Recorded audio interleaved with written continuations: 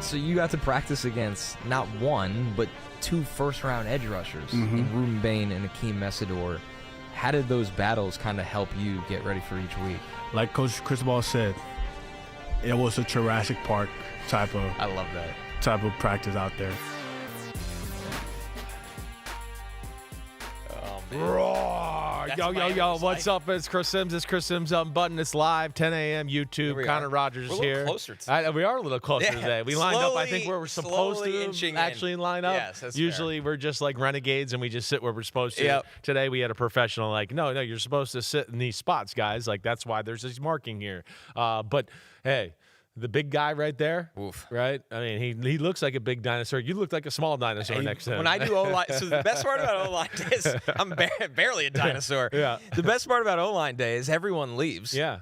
So I don't even have Joshua with me anymore. Right, so it's just Joshua's you, massive. You and giant It's giant just guys. me and the biggest people in the draft. I think I showed you the picture of me and Joe Alt that year. Oh, that's was my phenomenal. favorite one. Yeah, that's a great Joe one. Alt is 2 of me by height, yeah. 2 of me by width. It's the best. Yeah. But Mauigoa, large human. Yep.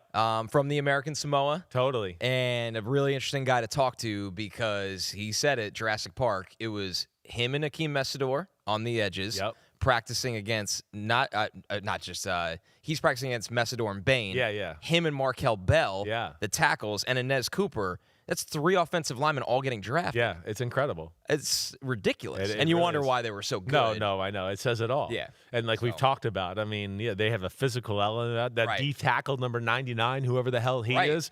I mean, if he was in this draft, I'd go, I don't know, just from what I've seen just a little bit, I think he'd be up there. Right, we're some of the eligible Yeah, guys. That's a great point. So they're damn good, and Mario Cristobal's got it going. And Jurassic Park will always have a special place in my heart. Always.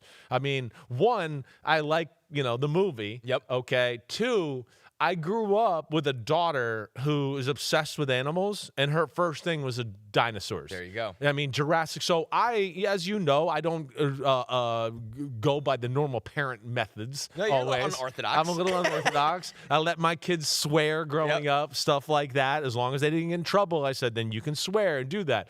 Showed my kids certainly movies before they were supposed to watch them. And one of my first ones ever would be Jurassic Park. Well, the OG is like one of the greatest. The OG, but you don't always show 4.5-year-olds Jurassic it's scary. Park. Exactly. For a 4-year-old. So my daughter, who's now is 19, and Pete's in my ear going, people get eaten. And yes, so one night, my daughter literally ran around for most of her childhood on all 4s. I mean, she could run on all 4s, and she would make dinosaur noises. And, like, we still embarrass her today, like, making fun of her. I'm sure she loves this. But story. so I showed the movie to her when she's 4.5. She might have been 5. And shows it. I can watching it with her. I could tell she's like, oh, my gosh, this is crazy, right? And it looks real, especially if you're that age. Right. We wake up the next morning. I have a day off. I think this is, New England Patriots in the prime, but I have a day off. I wake up the next morning. Me and my wife go downstairs. My daughter is in front of the TV. Her face is a foot away from the screen, and she's just rewinding and watching the guy getting eaten off the toilet over and over. Like, whoa, like that. I've never seen anybody getting eaten before. And she was processing it all. Like, wow, he ate that guy. Like, hold on, let me rewind it again and watch it. So it'll always have a special place for me that way. And and I find all the follow-ups are pretty damn good too. It's a jarring thing to wake up to, but it's great that she wasn't afraid. She was not After afraid. that, you're like, all right, we cleared a barrier. Exactly here.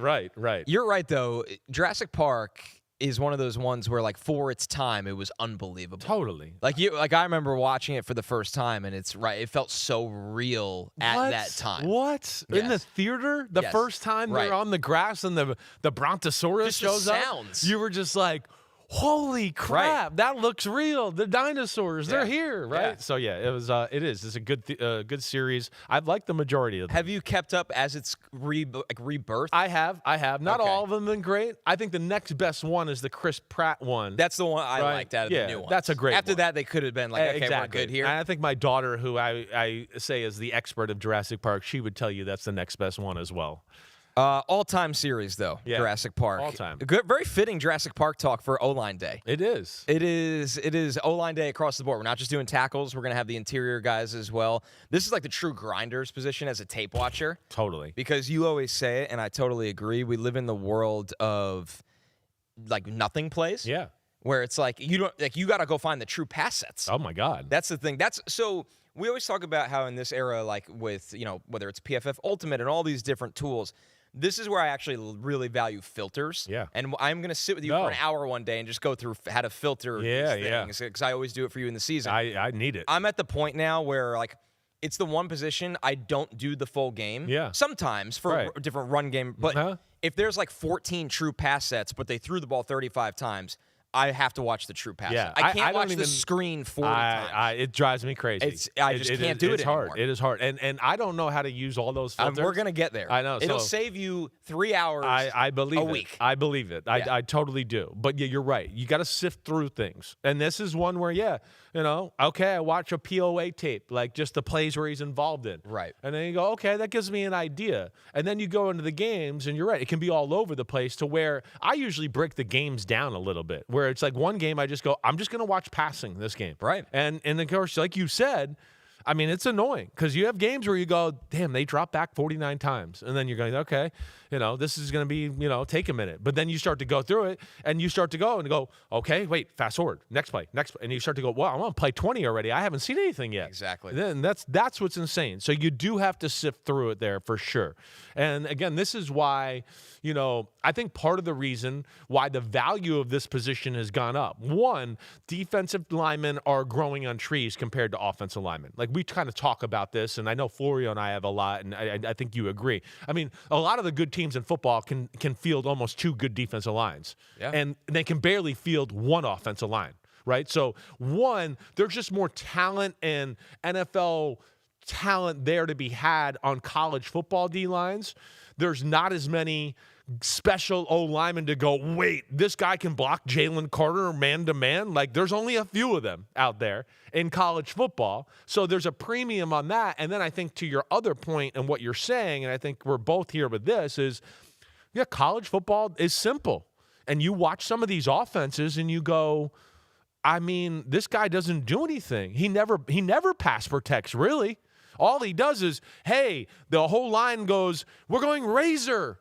And razor means everybody just step to the right and we work as a unit and we just slide. We're going laser. Now we're going left. And you just don't see those moments. And then, as we also have joked about before too, you get through the run game and you go, oh my gosh, all right, inside zone again.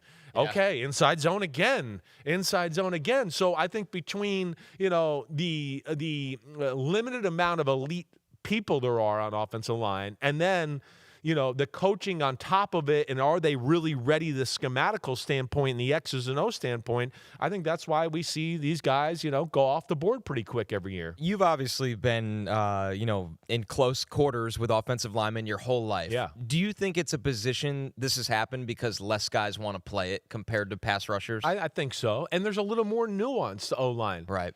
D-line, and I'm not trying to say, I've always said this, you've heard me say this, O-linemen are cows.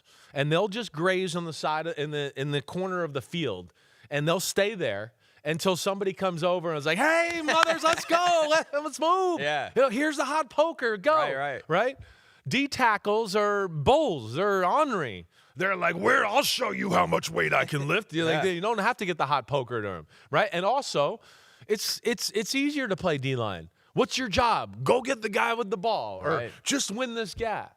O-line is, hey, we got to do this. Hey, we got to check to that. Hey, you and I got to talk because we have a whole plan here of we got to block these 3 guys, and 2 of them are in front of us, but the other guy's over there. So we got to figure out how we're going to. So there's just way more mental to it, too, to where some guys who might just be freaky and could be an offensive lineman, they're like, forget that. I just want to go hit somebody and get the football. Let me play defense. So it is a special kind of human there on that side of the ball. Who is the smartest offensive lineman you ever played with? Gosh. You could even go all the way back to high school or college. Yeah. No, I mean, I've been some around some good ones here. Let me think about this. This is actually a really good question. Centers are always smart. I figured that's, they call out protection sometimes. Exactly right.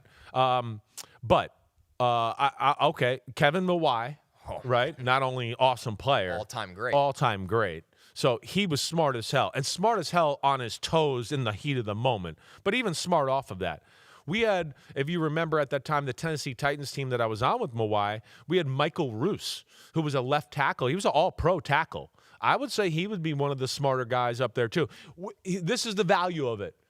Everybody in the world had a double Dwight Freeney when they played the Colts. When the Titans with Jeff Fisher and Kerry Collins or Vince Young, they went, oh, we don't have to do that. Michael Roos can block him one-on-one. And that's the value of that, right? And that's what we're trying to look for here. But, yeah, I guess that I'm going to forget about somebody else. But those two really jumped to mind right away as far as being, not only awesome players, but smart as hell and all over every detail. Michael Roos, I didn't realize Eastern Washington. Eastern Washington. That is a sneaky one. Exactly. We don't have those things anymore, like we've talked about. Because they all transferred They've up. all transferred up to go to other schools. It is really, so really you don't rare. see those guys anymore. 6'7", 320. If you want to know how you're relied upon to block somebody like Dwight Freeney one-on-one, yes. 4.52 shuttle is 87th percentile at 6'7", 320. Basically, Michael Roos is in a very unique category of athlete. Unique. And then we had an offensive Hall of Fame offensive lineman as an offensive line coach in Mike Munchak. So he knew how to find these guys and then coach them. And so offensive line was a strength of our football team, not only because he could coach them, but he could find these hidden gems and make them into something. Right. And, Roos was special. I played with some good left tackles. Ryan Clady, right? Man, Clady was so Clady was a exactly Yeah. right. I mean, phenomenal football player. So Ryan Clady and Roos would probably be, the two best tackles I ever played with, and also being smart as hell. Ryan Clady smart as hell as well. Another crazy thing, because you just think of offensive line, defensive line. Mock Draftable obviously compiles all the data that we have of all time of testing. Yeah. It doesn't mean everything, but it stands out to me, Chris. So the average 10-yard split for an offensive lineman is almost 1.8. Yeah. The average 10-yard split for a defensive line is 1.7. Yes. That's pretty insane. That's huge. That's a big difference. I mean, just the fact of as soon as the ball is snapped, one already has the advantage over the other. Totally. And that's where we're going to talk, with O-line, you got to talk about get off and twitch and stuff like that because you got to be ready and be in a defensive position right away. Yeah, defensive linemen generally are more rocked up, muscle, explosive athletes. Offensive linemen, the cow, the brontosaurus, I like the grazing whatever you want to say there, that way. And two, got to have a little bit more of a center of gravity because you don't get the great momentum to go hit somebody, right? You got to absorb it. You have to be special and going, wait, I got enough weight and strength and a center of gravity to where, okay, Michael Parsons is running at me at 255 and the most explosive human in the world. I got to be able to brace myself and go, you have to stop right here. You shall not pass, right? Yeah. And that's what a great offensive tackle can do. I mean, how many flat belly offensive linemen I think it's Tyron Smith. Rare. It's rare. It's exactly. Like Tyron when he was at his prime. When you see the guys chest looked like bigger that, than the stomach. Exactly. But it doesn't. There's not a lot of them. It does not. It's An ridiculous. impressive offensive line body is, whoa, he's not sloppy. He's just a big, huge man, and you can see some muscle. Impressive D-line body is, holy shit. What? Yeah. I didn't realize you're stacked together like that. Like what? I mean, that's what their difference is there, and it is a funny thing in the locker room as well. We'll introduce Chris's number one O-line prospect as the This Changes Everything moment, brought to you by Universal Orlando Resort, who's changing everything about vacations. Chris, which offensive lineman could change everything for the team that drafts him? Yeah.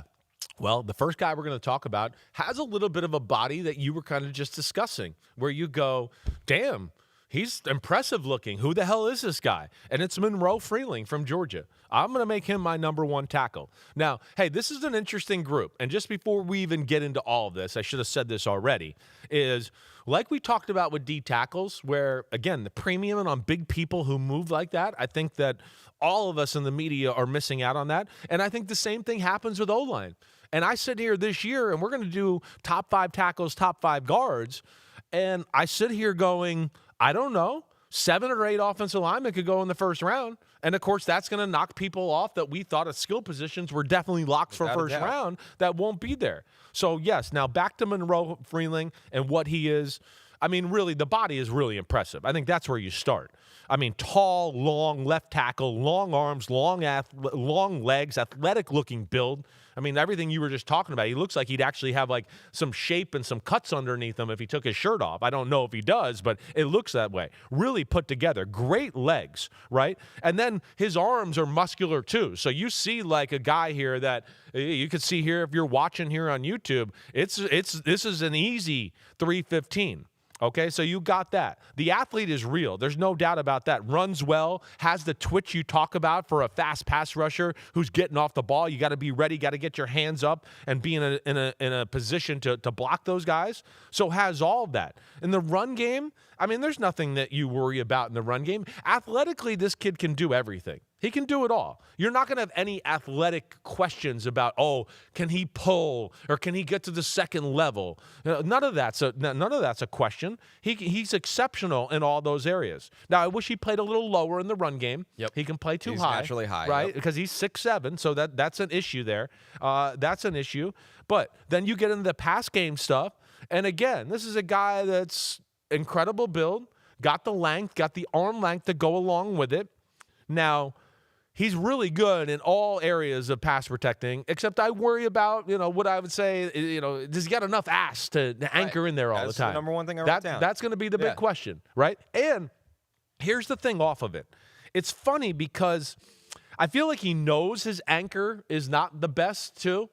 And some of his bad plays, I feel like, are actually him like, I got to get ready to anchor. And then the guy goes around him because he's so like, I'm a little worried about my anchor. I want to brace. And then you go, wait, he shouldn't. Nobody gets around you like that when you're moving your feet. What'd you just do there? And then you start to dissect it and you go, no, he's bracing for the anchor. Guessing power. And now he's not moving his feet, right? So that's what you see with the negative. But again, the feet and all that are really good. He's got a good bucket step. He never really gets his body out of position. I thought his technique in pass protection was one of the better ones out of the people I watched, right? So he's got that. He never seems out of control. He keeps a good wide base, uses his arms pretty well. But just like all these guys, they all could use a little bit of like better punch and phase with their steps, right? I think there's that there. But he also, within that, he smothers people before they get going. Because he's such a great athlete, he doesn't allow the space between you. Sometimes it's set hut, and he's like right on. Yeah. So then you're like, oh, I got no momentum. I can't go anywhere. That's why the length there and matters. That's where the length matters. Yeah. Exactly right. So when I got down to it, I just thought this was the cleanest guy. There's some other guys here at tackle we're going to talk about I like, and there's no doubt about it.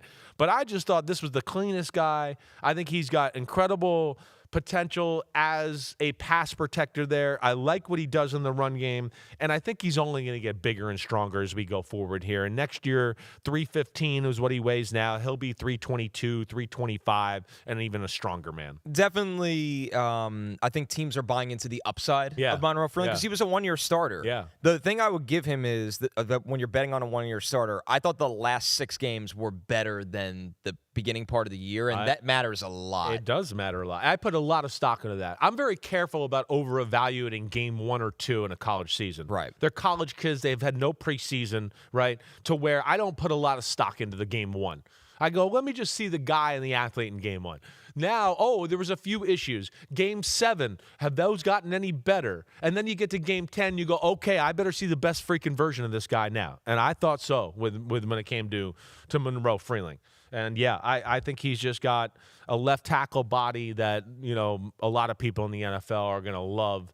And some of his issues, I think, are fixable issues. I don't think he'll have a problem with it. And that's why I make him the true number 1 left tackle here. I think as a prospect, he reminds me, not of what this guy is today, but Colton Miller. Oh, definitely. Those are names that certainly went to my brain. Yes. Because I had some concerns of how raw Colton Miller was coming out. Exactly. And he developed into a great offensive tackle. Totally. I think you'd want the same trajectory as Monroe. Like, Monroe Freeling as a rookie, is he going to get pushed by power a little bit? Yes. Yeah. You brought up the leverage. In zone, I thought he was always to the spot. Yeah. He might arrive high. He might not land on totally. the Doesn't stay on the block refinement. that way. He does. He needs but I get why refinement. people are buying in to the talent. The talent. Yeah. I think, the biggest worry and the biggest thing he's going to have to adjust to, and this is one of the last lines I write, a big speed to power guy is going to be tough for him at first in the NFL. Without a doubt. Right? That big. It's not going to be like he'll be okay against the Micah Parsons of the world. I think he'll athletically be okay with that.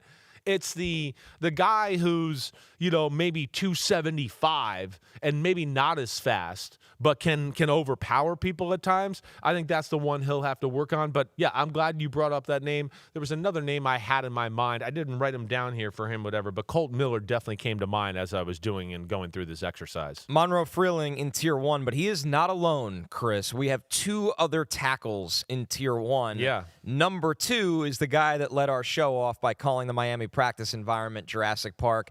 That is Francis Mauigoa. I'm glad you did it, and way to go, because you knew I was going to butcher that name and have absolutely no shot. I mean, I've been calling him Mauigoa or everything else other than Mauigoa. Mauigoa. Now I know. Now I know how to say it. I know okay? Mauigoa. Okay. So he's a phenomenal player. He's 2 because I'm just not totally sold he's a tackle. That's the only thing, right?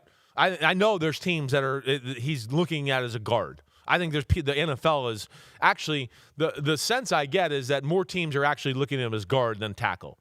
I still look at him and go, no, this dude can play tackle. I think so too. I agree. I mean, I think so. I mean, first off, some of the names that came to mind as I watched him just because of his body and things like Tristan Wirfs, right? Stuff like that. Where at Tristan Wirfs, when he came out, I was kind of like, ooh, I don't know if his feet are quick enough. I'm a little worried about that, right? He's kind of a big, lumbering guy.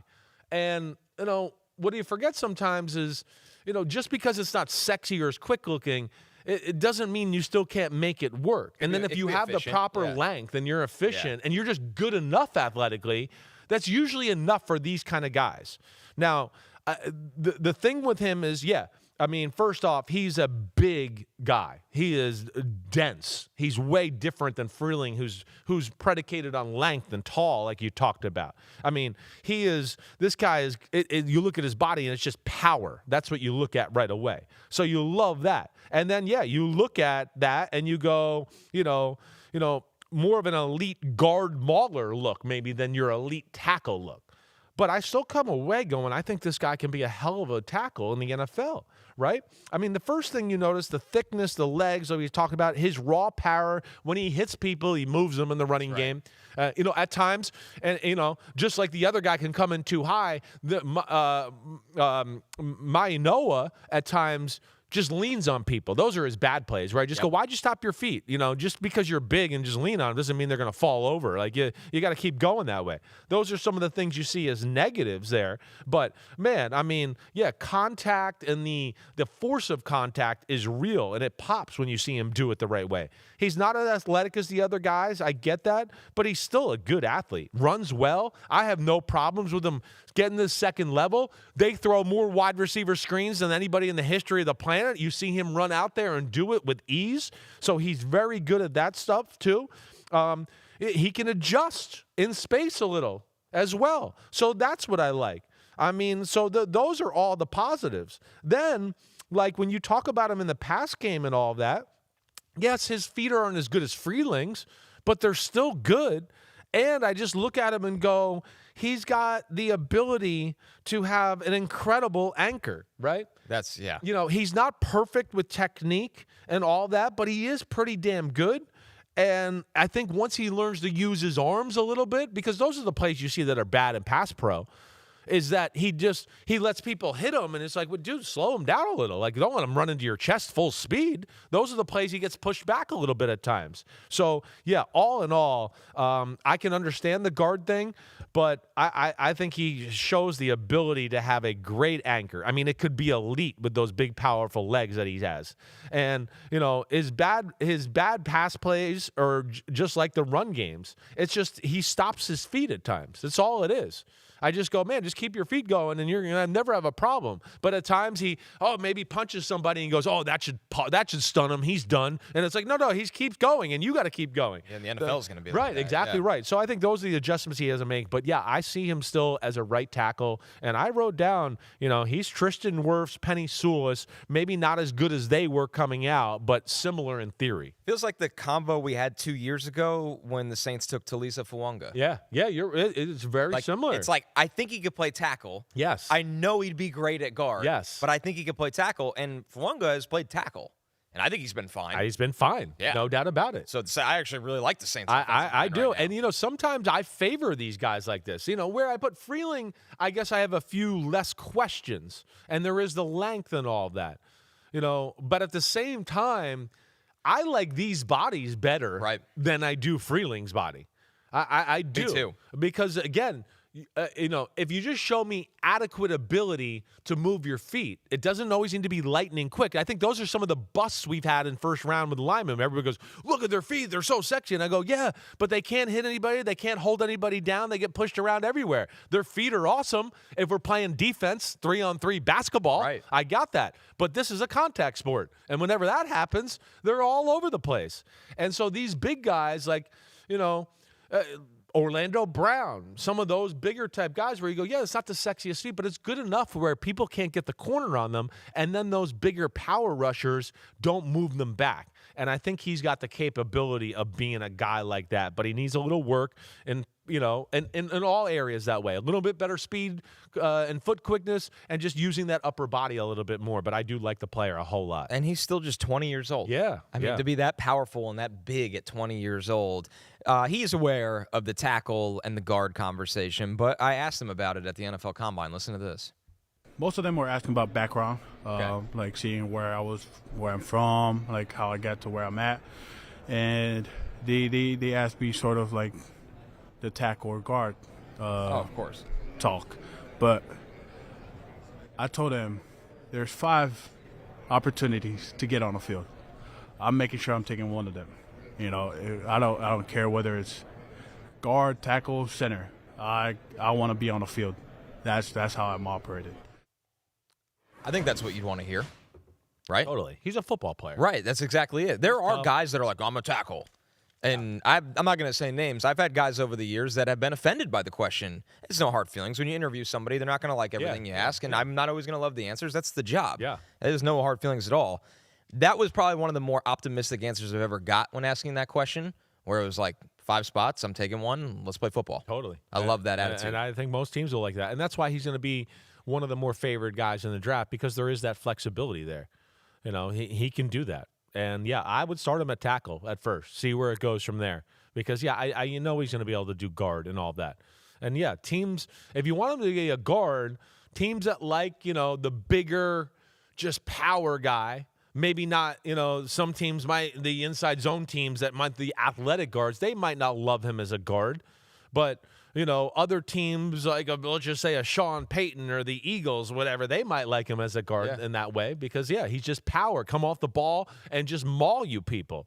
And then, as I've said, I really think he could play tackle, and I think he has the ability to have an exceptional anchor as a pass protector. To put a bow on the Mauigoa conversation, I like this comment from Jason Marr, 5397 in the chat. Mauigoa eliminates bull rushers. Bull rushes die on impact with him. Yeah, they basically exactly right. do. And I think when you see him and he continues to work and get his game right technique-wise, yes, that's the bottom line at the end of the day that I wrote. Like, all the feet, the footwork, the sexy feet, they're great, but the NFL's a power game, and you got to have power, and that's where I think he's got it. And yes, it's, like I said, it's very close between him and Monroe Freeling. I guess I'm going with Freeling because I just feel like he's definitely a true pass-protecting left tackle.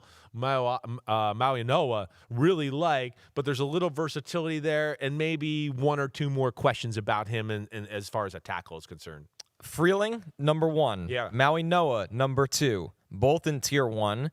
One more tackle in tier number 1. Tackle number 3 is Arizona State's Max Iheanachor. Iheanachor. Good job there, and I'll see if I can remember that. There's probably no way, because I would have never thought that said Iheanachor. Yeah, it's a tough one. I've been reading this. But little bit of he's got a body here, and I really like this kid a lot. And here's a guy that I look at to kind of go, I'm not sure he might not have the potential to be the best one of all. There's a lot of chatter right now. Like, he's picked up steam. I would think so. I mean, between the body and the athlete, he's impressive. And what I would also say here, too, is it's another guy like Mauigoa where I'd go, if he played guard, I think he'll be fine. He can play guard. He's got that, again, that power type of body. I mean, right tackle, he's tall, but it's not about the length. He doesn't look 6'6", is one of the first things I came away with. I was just like, he doesn't look 6'6", right? And here's him in Vrabel. Here's the Vrabel stuff. And I knew, see, this is the question with Vrabel, and this is the question with everybody. And I knew this before I even watched the film. I was like, I guarantee this guy's a good athlete who's got mechanical issues and needs to fix a few things. And Vrabel was like, wait, I just got to see if he does the mechanics right. Does he have the strength and the things I need? Because the film can be a little weird at times. Because he's such a great athlete, he just does it sometimes on total natural ability. Right. I always use the thing of going like, he's playing tackle at times and there's no technique. I'm going, he's playing one-on-one basketball defense, or he's doing the karaoke, back to my karaoke. There it is. And he's just getting it done that way. So that's what you look at. But like the body, I do love the body because it's big, powerful legs. He's got that little belly that I like. Again, it's not bad. It's not sloppy. You saw it right there. But it gives him that, center of gravity to be a good anchor. And those legs will be really, helpful in that. He's got incredible legs. But the athlete jumps out right away when you see it. And then, he's got twitch. He's the twitchiest out of these three guys we've talked about yet, to where he can move and hit a block and get up to the second level quicker than Freeling or Mauigoa. And so that's the first thing you kind of jumps out about it. There is nothing, like we talked about with Freeling, there's nothing athletically this kid can't do. This, though, like Freeling, plays too high. Definitely plays too high. All his bad run plays are all the same thing. It's just, it's some false steps at times, which, again, goes into coaching. And him just, being a little high and in this position instead of being down here and being able to adjust to a guy in space. And then he loses his legs. Whenever he arrives high, he goes back to the basketball thing. Now, context here. Yeah. This guy did not play high school football. He's born in Nigeria. It's amazing. He played soccer and basketball. Right. The story, I believe, is that his AAU basketball coach or somebody in his life knew the East Los Angeles coach, and they were like, why don't you come here? Yeah. And we'll figure it out. Yeah. And 2 years after that, he's at Arizona State, which is incredible recruiting and scouting. Totally. So, there's a little bit of, I kind of like that. Yeah. Because these other guys in this tackle class have probably been playing tackle for 10 more years than him. I agree. There's going to be people that are going to like it. That's why it's like you got to be careful with Raw sometimes. The NFL sometimes likes Raw. They're like, okay, he hasn't been taught bad things and wrong things, and I can mold him the way I want. He's got the physical tools to do whatever I ask, and that gets valued at times. As we know, it gets valued big time. And you're right about what you're saying. When he does it right, he can really deliver a big time initial blow and dominate people and really drive them around with the big legs. But it's just sometimes he doesn't use those legs, and he kind of just catches people where he just goes into him and hits him with his chest, and then he kind of just tries to lean on him. And you're like, that's not going to get it done against NFL linebackers or defense ends. So that's what has to get better. The feet are incredible when you talk about pass protection, but they're all over the place. Right? It's all over the place. Right, the hands too. The hands too. No, it is total He's raw. just out there. He's just getting it done. Yeah, which is pretty impressive, but also scary. The game he was most on his game, right? Because he had fear for the first time all year. Yeah, I know where you're going with this. Right? Was the freaking Texas Tech game. Has to be. All of a sudden, it was like, oh, he's staying in perfect position all the time because he was like, I'm going to get my ass embarrassed. These guys are going to kill you. They're going to. I'm going to look stupid. So he was very under control in that game. And that's the game that makes you think, okay, this guy can fix everything. I've seen enough. Yeah, there wasn't perfect that game, but damn, those two guys can rush the passer, and one of them's going in the top 5. And he certainly wasn't physically outclassed by him in any way. So that's where, I think he's going to have more value than what we're all giving him credit for in the draft world. He just got to fix that. But the natural talent's there. And, you said it. He doesn't know how to use the hands, all of that. He's raw, blah, blah, blah. But I still look at this kid, and I love his body, and there's more to work with that I wrote down 16 to 32. That's what I wrote. think that's happening. You think that's happening? It feels like he moves up every week a little bit. Yeah. Again, just this kind of guys that you can go, wait, I've seen them match up against NFL people that are really highly touted. And now I'm Mike Vrabel, and I got to see him in person and do that, and I got to feel the strength a little bit. Okay, we got it. And I think those are probably the tests he's winning right now, to where the NFL is going, okay, he's a smart kid. He likes football. He can take coaching. These issues should be fixable. Right. And he'll rise up draft boards as we continue here. Nitpicky thing, Yeah. but we had this combo with Olu Fashanu, which didn't really matter at the end. Hand size, Yeah. 9-inch hands, Yeah. second percentile. Right. Yeah, it's odd. It's weird. It is weird. Like when you're that big, Yeah. but you have hand size that would be more of, a running back or even maybe of a smaller wide receiver. After Olu, I don't really get hung up on this anymore. No. Because once again, like striking power and No, that's not conducive to your hands. Hands are not good. catching a 'Cause football. if you're in here and you got them locked a little, okay, yeah. Strength of hands, but it doesn't affect that and the punch and the punch and the punch. As you're taking bucket steps and doing that, you still should be able to create that power there. So, yeah, I really like the player a whole lot. And he has a chance, I think, to be a special football player if he fixes some of these technique issues. Yep. And like we said with Mauigoa, I think this is a guy, too, where his value is going to be, if he doesn't work at tackle, I do think he could play guard and be an elite guard as well. Pete was asking if I ever shook Olu's hand, and Yeah. I have. Yeah. And I didn't shake his hand and go, "Oh, you're in trouble, partner." there you go. So, Someone's going to whoop your ass in the NFL. Yeah. Imagine that, Yeah, just yeah, shaking his hand yeah. and saying that. Yeah, you're in trouble. Yeah, no. But certain positions, it's valued more with guys like this. Interesting combo, but not as big of a deal. All right, tier 1. Yeah. Monroe Freeling, Francis Mauigoa, Max Iheanachor, good-looking group. Tier 2, the monster of the group. Yes. Tell me if you've heard this before. Alabama has a massive offensive tackle, and he goes by the name of Kadyn Proctor. Kadyn probably gigantic. Gigantic. And, Yeah. it's a good-looking 352. Like, another one where you just go, he lines up and you go, he doesn't, he's huge, but it's put together. It's not sloppy at all. Tall. It is. He's tall. Yeah. It's tree trunks. It's not thick legs. It's tree trunks for legs. And it's like smaller tree trunks for arms. That's what's incredible about him. So, yeah, the body just jumps out right away. Now, he's huge. He's more of a lumbering athlete. He's not the athlete the other three guys we just talked about. He's not that. But I do think he moves his feet well enough to go, no, I still think he can be a left tackle in the NFL and do that, But power in the run game, easy, impressive power. At times he just absolutely – you're like, is that real? I know he double-teamed the guy here, but, was that him? Did that guy fall? And you'd be like, holy crap, he really moved that guy. So he has moments like that where you're just like, wow. Now, I don't know if he's going to be good at some of your movement stuff. Right? This is going to be a guy where teams that value athletic offensive linemen are going to go, I don't like this. He can't pull. That's right. I'd worry about him at the second level and doing stuff there. That's not his game. You want him just to be block ahead, double team, pass protect. That's it. We're not going to ask you to pull and kick out the right defense end. That's not what he's going to be able to do. So that's the first thing you jump. But, if you just do downhill run game, he will beat your ass. You got to be careful of that. So that's what I love there. Pass game, it's the feet are good. Like I said it's good enough to be a starting left tackle. He doesn't know how to punch either. There's another one. And he stops his feet at times. Another one where, and we see this every year with O-linemen, when they're really big, their whole life they've been able to lean on people and just move them that way.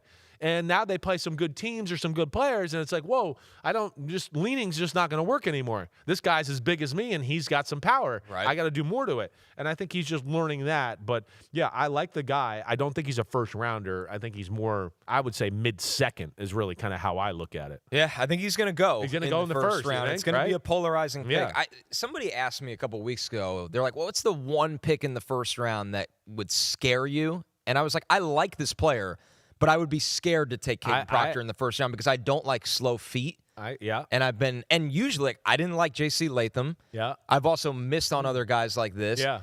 But Proctor, I think, number one, there's things that are better. I also think he could be a good guard in a simplified scheme, like you said. Yeah. So he's a weird one because it almost feels like it went too far of people hating on him. Yes. But I do agree that sometimes guys that are this gifted from a size perspective, they get overdrafted. Hey, this would scare me a little bit. That's why I wouldn't feel good about drafting him in the first round. Yeah. There's potential, and what's amazing is you go, he could be special if he can get things to go right. But to me, there's just too many if these things can go right. Because, one, okay, the punch like we talked about, he's got to work on that, the slower bit of feet, more of lumbering that way. And when he uses his arms, he stops his feet every time. So that's one that just drives me crazy. And then here's the other part of it. We've talked about, the technique's not perfect, the bucket step, and always keeping your body in position. When you say bucket step, what do you mean? Like that like stay here and like that one leg just keeps going back like it's stepping into a bucket so they can kind of keep their body underneath them and then keep in phase with every time my foot hits the ground, I can punch because now I got good balance. And so that ability, and you're kind of seeing him do that, I think, right here as he's kind of getting back into a pass set, it looks like in the Rose Bowl game against Indiana. So there's that. But then I will say, for as big as he is and all that, his anchor was underwhelming. And that's the other part that would scare me. I think it's the balance. It's the balance. And it's enough to scare me to go, I wouldn't want to deal with it in the first round unless I really got a personal workout to see, he's overcome this and he can overcome it. But that would scare me. Again, some of these other guys didn't have great technique and had bad plays with the anchor, but there were still enough plays where I went, they got enough fight and natural strength where they still stop the guy. I mean, there's plays with Kadyn Proctor where you go, holy shit, like, did you really get pushed back like that? Like, to me, to where it was just a little too concerning, and then with the footwork like we talked about, that's where I just don't look at him as being a first-round pick. But, again, if it's the end of the first round and somebody took him, I wouldn't be shocked. That's for sure. Well, this is the nature of offensive linemen in the draft, like you said, Chris. So with the D-line and the offensive linemen, when they go, it's going to push out people that get more hype. Yes. And it happens every single year. Exactly. I think it's going to dictate a lot of this draft and how it goes. And, these are just tackles we're talking about. Right. The guards, I think, are better.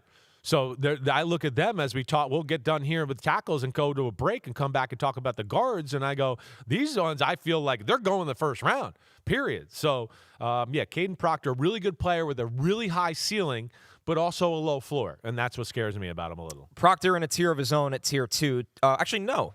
Yeah. The other guy's in tier 2. I missed that. Yeah. Tackle number 5 is also in tier 2 with Kadyn Proctor, and that is Utah's Caleb Lomu. Yeah. Utah obviously has 2 very notable offensive linemen in this class. Caleb Lomu, their left tackle, really, really good athlete with this guy. He's like the opposite of what we just talked about. Oh, completely. It's the whole opposite thing where you go, the feet are awesome.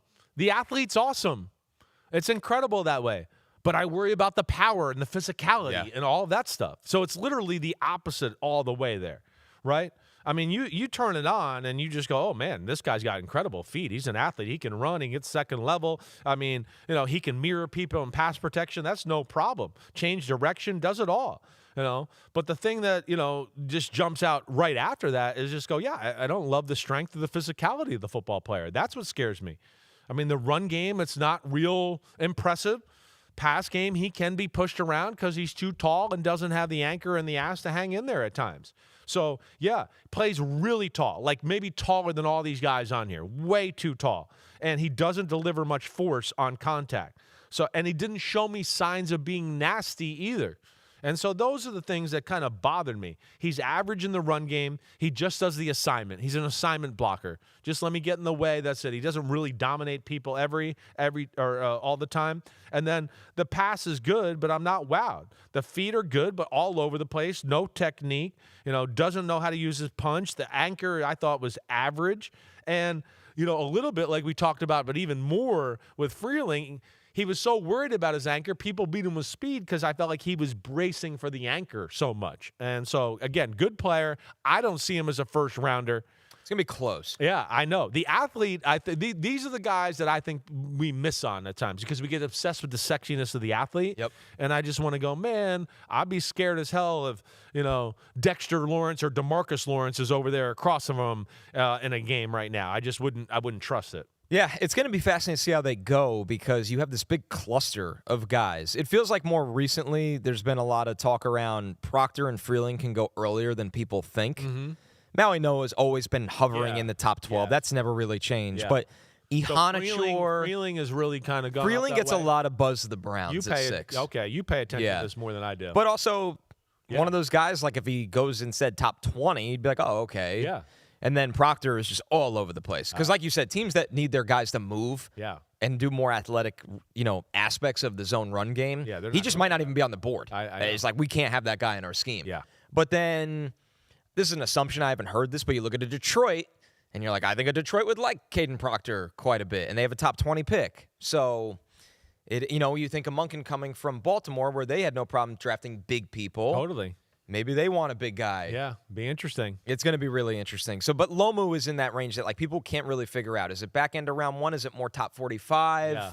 It's very, very tricky to figure out. But the Yeah. bottom line is these guys are going to go. They're going to go. It's just how many of these guys right here are going to go in the first round? I don't know. I feel very confident in that 3 of the 5 we just talked about are going in the first round. I would guarantee it. Yeah. And then it's just going to be up to these next 2 guys and how they feel. We'll see. I think those are the Flyers. But we're going to go to a break here and talk about guards. And, I don't know. The guards are impressive, I thought. Really good-looking group. So those are the 5 tackles. We're going to take a quick break, but when we're back, we're looking at the top 5 interior offensive linemen in Chris's rankings right after this.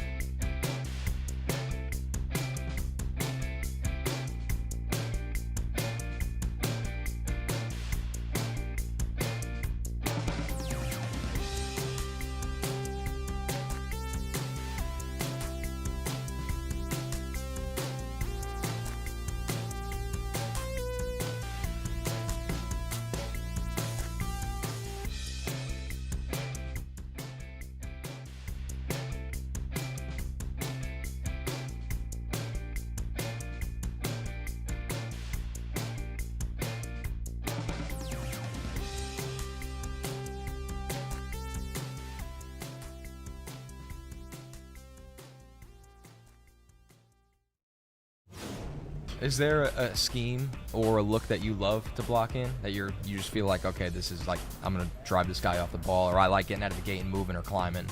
Yeah, I was a big outside zone guy. We ran that a lot, running in space, getting out of there, trying to reach your guy, cut him off.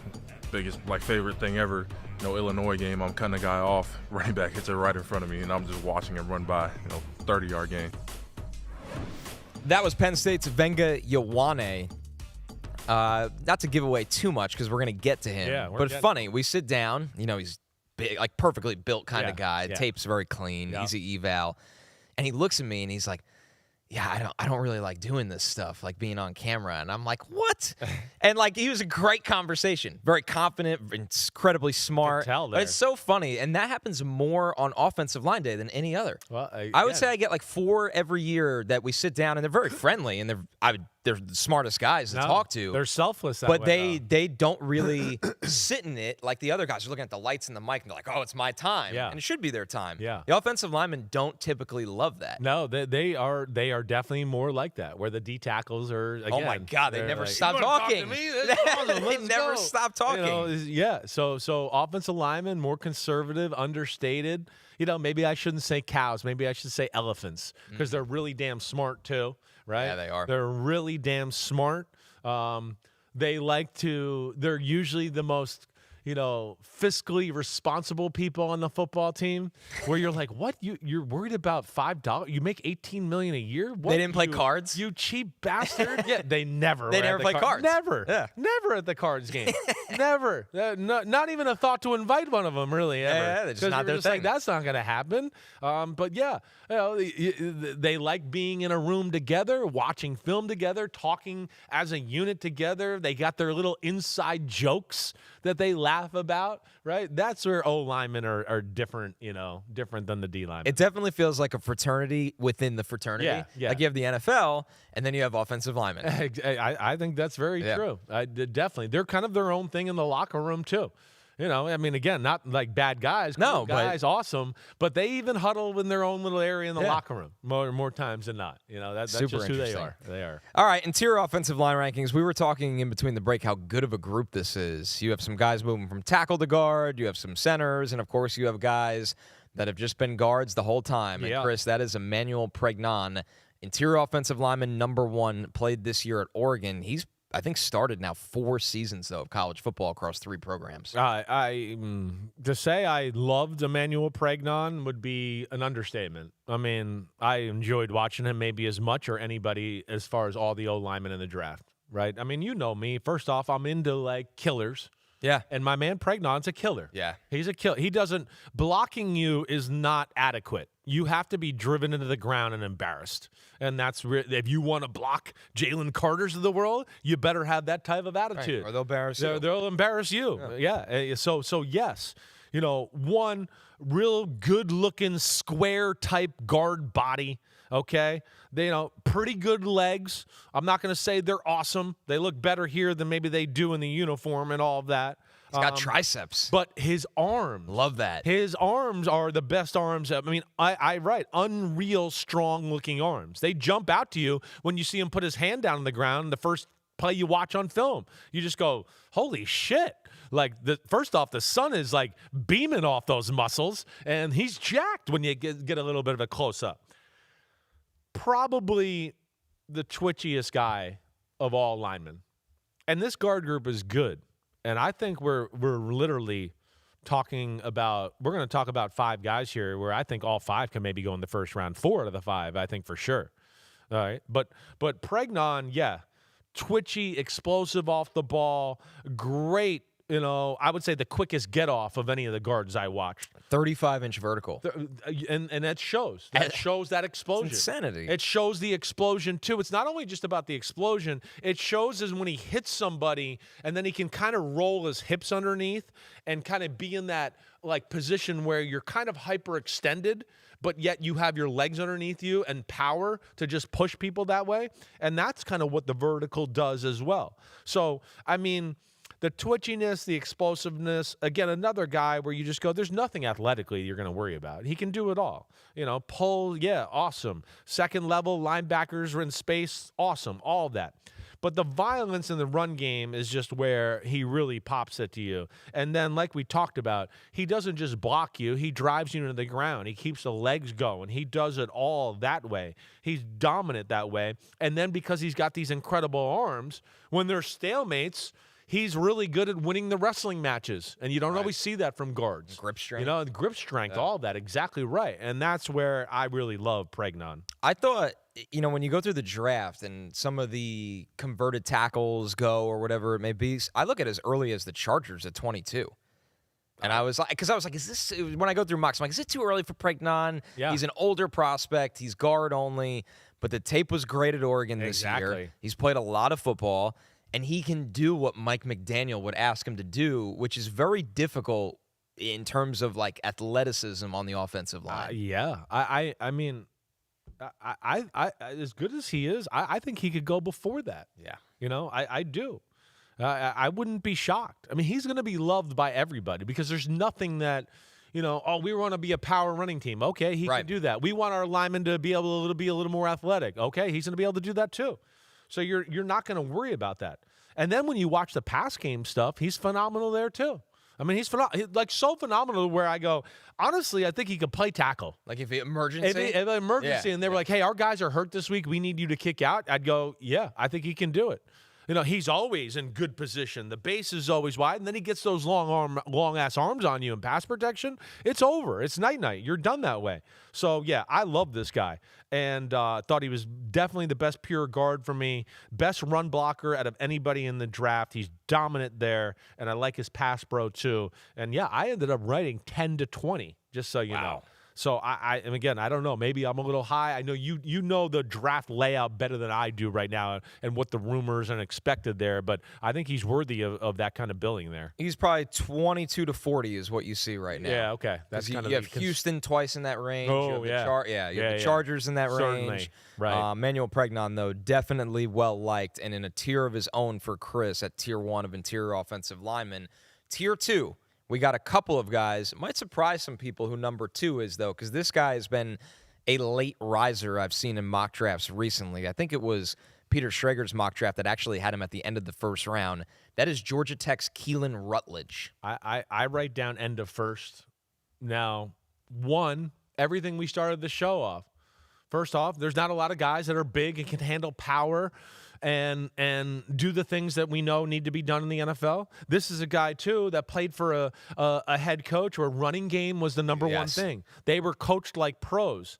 So he's gotten to do certain things that you go, oh, I don't have to work. I've seen plenty of visual evidence of him doing this blocking scheme or that blocking scheme or whatever that way. That's what's impressive to me about Rutledge. 6'4", 316, 33 and a quarter inch arms, right? Another, square-looking guy, right? Good muscle tone. It's not sloppy at all. The belly you'd kind of like. It's not a big belly or anything like that. He has more athletic legs maybe than power legs, I would say. But, damn, he's still got power. And, the first thing that, again, just like what I said with Pregnon, is just that the athlete jumps out right away, right? And you see in pass pro right away, like his ability to move his feet and slide and do all that is phenomenal. So that's kind of what jumped out to me at first. But then I was like, all right, let me see some of the run game stuff. And okay, he can do everything you want there. And he, I thought, was the second most physical guard of the draft, especially when it came to run game. Oh, yeah. Only Pregnon is the only guy I'm going to put ahead of him in that department. So between that, the physicality, what he does in pass protection, and as we know, in guard, guys don't get momentum and ride into you. And he's good like Pregnon of kind of just getting his arms on you right away. And it's like, all right, you're in a wrestling match. You got no momentum to go upfield. And that's where I thought this kid was really impressive. And, yeah, I'd be shocked if he doesn't go in the first round. I thought in a good way he was a little bit of a shit stirrer. Yeah, oh, definitely. He wants to get under your skin basically in the first half to see if he can get you to do something stupid. No doubt about it. This is another guy. He is most physical other than the kid from Oregon, and he plays to the whistle and shows through it. Nasty. Yeah, he always likes getting the last shove in. Totally. Like the refs will be like on the ball, the play's over, and he might have been asked to climb, and he'll like jab one a little. more jab. Yeah. Maybe and walks away with his hands Yeah. up. The guy looks mad, but Keylan Rutledge knows he can get away with it. So I actually like that, but it also is probably his biggest weakness to me, and coaches will dial this in. Yeah.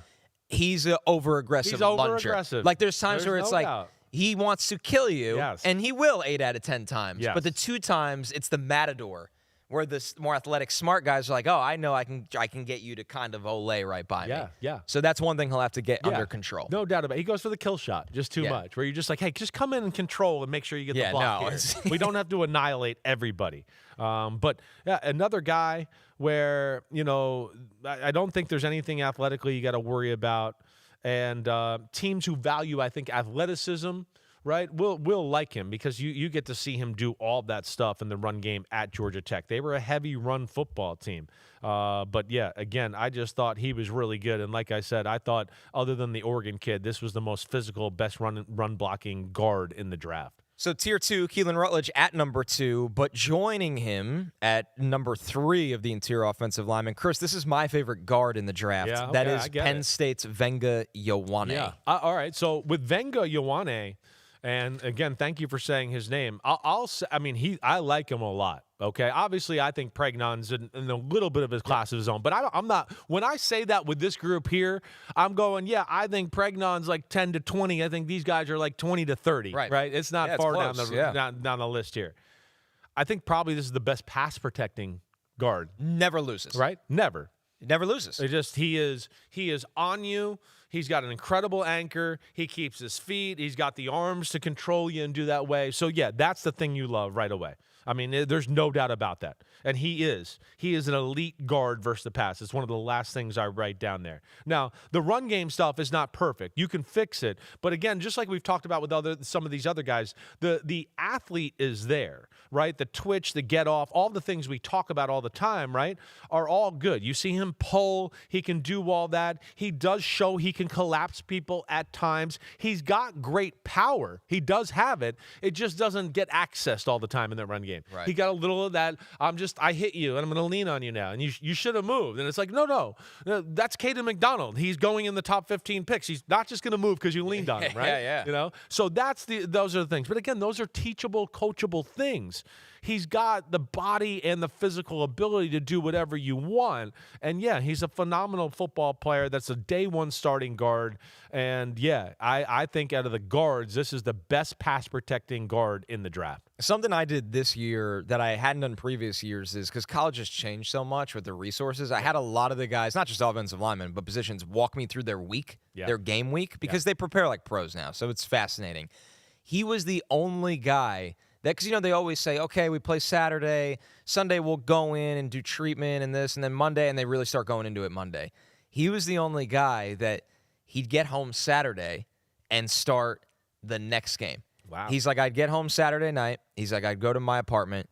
He's like, I'd watch the game we just played, and then I'd watch the cuts of the team we're playing the following week so that when I went in Sunday to the facility with the team, I already knew what. And it wasn't like some guys, they like to really hype up. His was just like almost military. No, when I get home Saturday, I'm home alone, cut up, watch the game right away. And that's why when some guys, it might not mean anything. It's like, oh, you didn't give up a sack because of this. Yeah.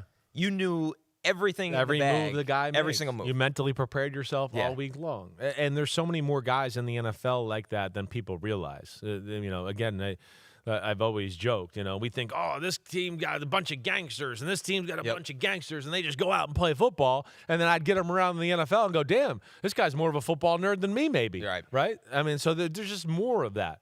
And that's like in its prime Tom Brady type of stuff there. Like the game's over and I'm going to look at next week's scouting report. He's a football lunatic. So that's awesome. But, yeah, I mean, good feet, can mirror pass rushers, does it all there. You can fix the run game stuff. He's elite in the pass game. He's a starting guard, and you might be right. He might be the best guard in the draft. It's not a crazy thought by you. Right. But because all three of these guys we have talked about so far are phenomenal, I just, favor Pregnon a little bit more. That moves us to Tier 3. Yeah. And Tier 3 kicks off with the guy that everyone's trying to figure out where he's going to play in the draft. That is the other Utah tackle for Utah. Yep. We'll see where he plays at the next level. Spencer Fano, Chris.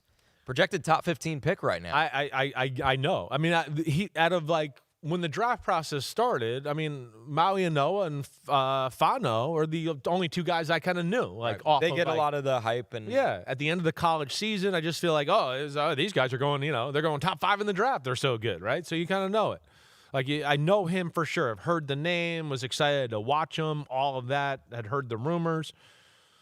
I do think he's a guard all the way. Okay. I do. Now, not to say he can't do tackle. I know that. But yeah, from what I've seen, I just think it is tackle when I see it. You think it's guard? I mean guard, excuse me. Yep. From tackle, there's just too many questions. Now, incredible athlete. I mean, incredible. Mind-blowing. I mean, maybe the best athlete out of anybody we've talked about, right? I think so. Yeah. I mean, he really, he can run, he can move, he can adjust on the fly, change direction, right? I mean, he's not sloppy at all. He's got great-looking legs.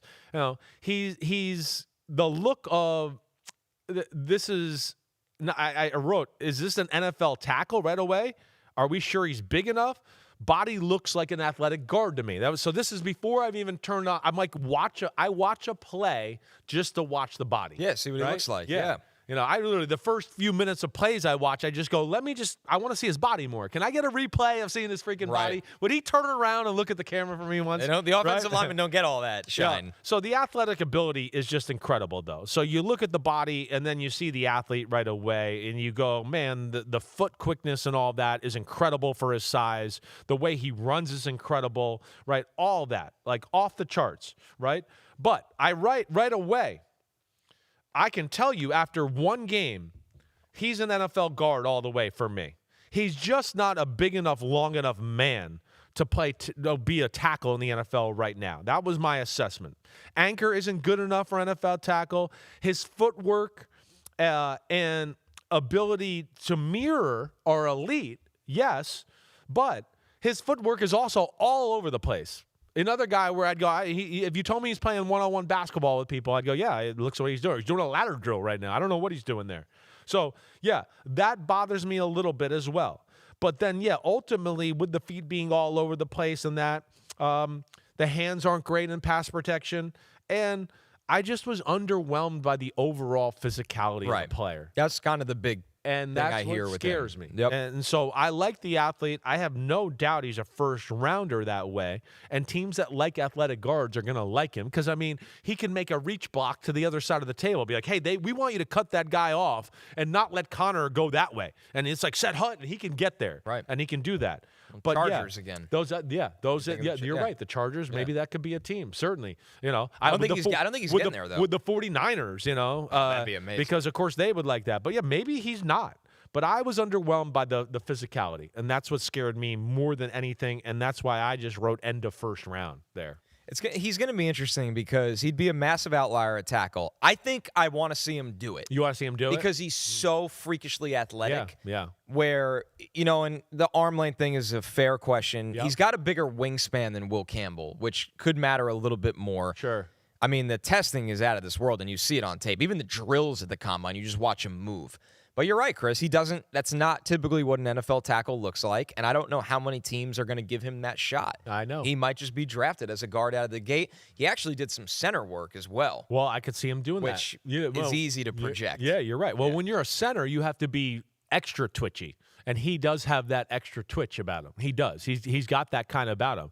But, yeah, I just – to me, it's like you start at guard, and you might dabble with some tackle stuff. Hey, stay ready, and maybe that one day somebody gets hurt like you talked about before, and he gets to play, and maybe he can prove he can do it. But to me, just a few too many questions right now. Love the athlete, but the physicality and the strength thing are just a little too much for me to think, he's going in the top 15. But I know that's what I hear. It's top 10, top 15, top 20 for sure. I'd be a little wary of that. All right, the fifth interior offensive lineman. Yeah. This was my surprise name on the list. Jake Slaughter, the center from Florida. Yeah. I see Pete wrote in here, projected round 4 pick in mock draft. It's going to be interesting to see how the center class comes off the board. It's the group every year I can't predict. It's hard. And especially this year. It's a nuanced look. It's hard to study it. There's things to know that, even value. I don't know. And, exactly right. And there's 4 in a cluster. Connor Lew from Auburn, Sam Hecht from Kansas State, Logan Jones from Iowa, and Jake Slaughter from Florida are all clustered together. I like all of them, and I think they're all going to go higher than people are talking about. Yeah, at least round 3, I'd hope. Yeah, and I think it'll be before that. Okay. I do. And I think Slaughter will – I'm not saying he's a first rounder. No, I think he's a guy that really could play guard if you wanted him to. He could do that. He's got that kind of ability. But, yeah, I think this will be the first center off the board, at least in my assessment here. And I think it's somewhere in the top 45 picks. That's what I would guess, but maybe I'm wrong there. Now, I mean, it's a taller, leaner look, right? It's athletic looking. That's what it is. And he's got, like we just talked about, that necessary twitch and explosion. I mean, think, when you're a center, you got to be a little bit of a different animal as far as the rest of the offensive linemen as far as twitch and center. Think about it. You got to snap a ball and then go, we want you to stop Dexter Lawrence right there. Snap it and don't let him move. Right. And I've joked with you before. It's a ridiculous concept. Like, I've got underneath the center, especially my first days in the NFL, and the first one that jumps out to me is old big Chris Jenkins, right? Where I can remember Chris Jenkins was 335, 340, and I remember putting my hand under Swamp Ass's ass and Jonathan Wade and going, wait, Like, is he really going to be able to snap me the ball here and block him? Chris Jenkins. Because first of all, Chris Jenkins was like lined up sideways. His head was like an inch away from the center's head. You're like, I think he's offsides. There's no way he's not offsides, right? But they didn't call that. And I'd be like, there's no way my guy's going to be able to snap me and block him. I'm going over. Yeah. Right. But offensive linemen are, and they are as twitchy as it gets. And that's where I think this kid is really special. Now, there's some plays, again, and that's what's center, and that's why it's hard to evaluate because there's bad plays for all of them. One, they're being asked sometimes to do things that you go, that's not realistic to ask the center to do. Right. Like, what are we talking about here? So, yeah, that doesn't look good. But at the same time, yeah, I just think that athletic ability and that twitchiness is real, and he can make some unreal athletic blocks. I mean, they asked him to make, again, some reach blocks with guys where I'm like, damn, why do you put him on the other side of the block in New York City and ask him to block him? And he'd still get it done. So that's where I really like the guy. Good, quick hands, right? Gets on people right away, has a really good anchor in the pass game. He can do that. With a center, and this is something some old line coaches taught me through the years, you got to be able to snap the ball and be able to get into that extended position because guys get up on you so quick to where you could stop them and be in that position of like, hey, he's hyperextended. Yeah. I thought he was really good at that. So he's I think a day one starting center. I think he probably goes in the mid-second round somewhere. I wrote zone scheme center. I wrote that he doesn't make a lot of mistakes. He does not. Because to your point, like the times where he loses a play, I'm like, that really is not his fault. Exactly. Or if you're expecting him to do that, you're in the wrong place. So I think teams will like that he's not overwhelmingly impressive all the time, but he doesn't have lowlights. Yeah. Doesn't have lowlights. His bad ones are a little bit like you had said from the kid from Georgia Tech, too. Where I want to just go, like, slow down. Yeah. Just don't go so kamikaze. Like, just like be in position to block this linebacker right here. You flew up and tried to knock his head off, and now he made the tackle because you went up too aggressively. So, yeah, that. But it is a nuanced look. And center, I would say, is the hardest position for me to evaluate. It is. I mean, it's just because there's a lot to it. And there's going to be, like, negative plays, too, to where you got to go. You got to remind yourself and go, oh, wait, the center I watched before had a bunch of negative plays, too. He's still a good player. Like, you got to realize that's going to happen at times in college football. But, yeah, I like Jake Slaughter, and I do think somewhere in the second round he goes off the board. Joe Robbie said, Jake Slaughter looks like he tests pickup trucks by driving them through completely unnecessary terrain. He does have like the older guy look. Totally. The glasses. Wow. I mean, yeah, he does. He looks like Pete wrote. He looks like a chemistry teacher.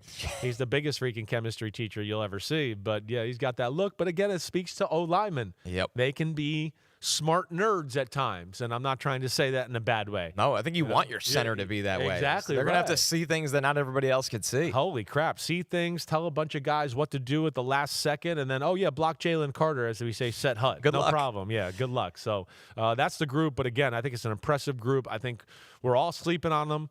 I think they're all guys that are going to go high in the draft. Really, I mean, almost everybody we talked about. I guess he's probably the biggest I'm taking of guys. Yeah, I would say so. But yeah, these guys, we always overlook them, and they always dictate how the draft goes, and we can't forget about that here when we're 8 days away from the NFL draft. All right, we're going to take our last break. When we're back, we're going to look at the odds for all of these guys potentially going in round one right after this.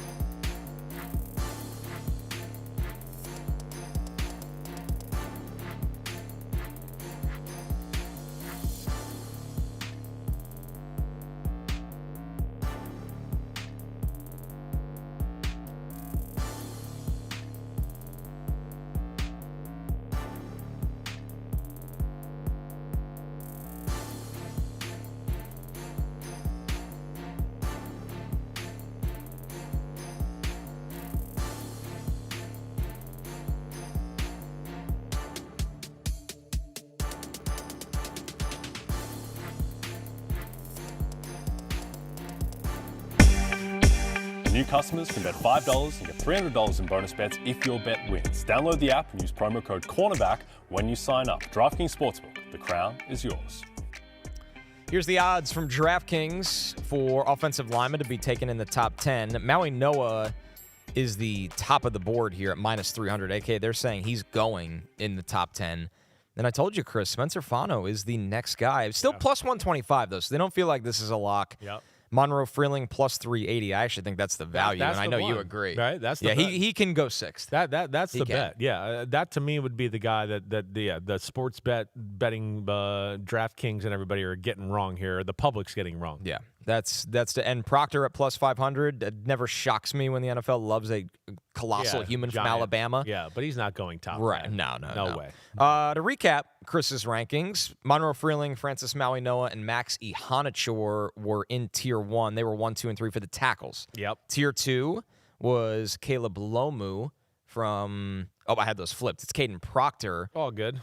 Pete, I will read the prompter. I'm Ron Burgundy, full reading the prompter. Kadyn Proctor at number 4, and then Caleb Lomu at 5. They're in the next tier. And then interior offensive lineman, to me, Chris, is where it got real interesting because these guys are all lumped in a pretty tight group here. You had Emmanuel Pregnon at number 1, Keylan, Rutledge, and Vega Ioane at 2 and 3 in tier 2, and then Spencer Fano kicking off tier 3 at 4, and then finally a center at number 5. That's Jake Slaughter. Although you said you think he could play guard too, so maybe teams will value some versatility. Yeah, with I think Slaughter. he's got that ability to do that.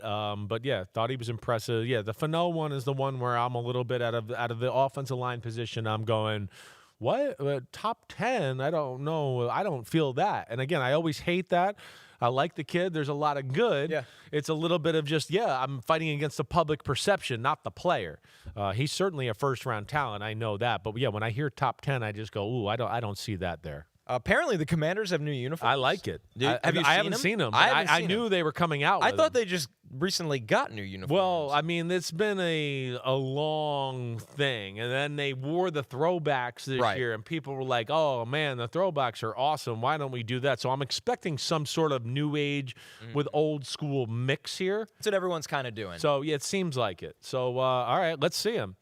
Okay, yes. I like these. There it is. Yeah, I like these a lot. So it's the old stripe on the helmet, at least the original helmet, not the black one on the right with the Florida State Seminole, thing coming through there. But yeah, this looks like the old Washington Redskins uniforms. Other than that, we don't have, the helmet logo. Native American and which I was hoping even with this, like they would connect feathers to the W. You know what I mean? So they did. You see the one on the right? They did the spear. They did the spear. That looks good. That's cool. I like that. That's rooted in some of their old school stuff. If you go back to the 60s and early 70s, they had this as one of their logos. But, yeah, I guess in my perfect world, and again, because I grew up in the 80s and prime Washington Commander time, right? Yeah. Where, I love their helmet. And I was always hopeful we could find a way to be respectable to Native Americans and maybe bring back that helmet. That's not going to happen, it doesn't sound like.